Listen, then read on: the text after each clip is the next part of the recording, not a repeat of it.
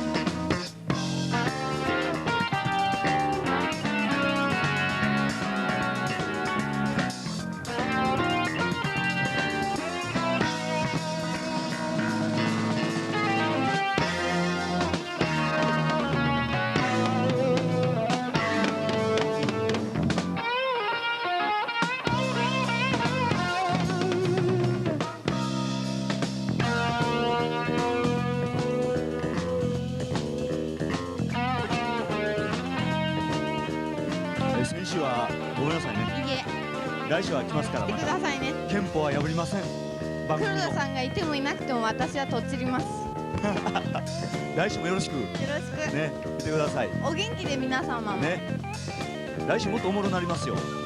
多分もっととちろ。ね、いいの？いいじゃない。任せてください。人間がやってんだからね、機械じゃないから。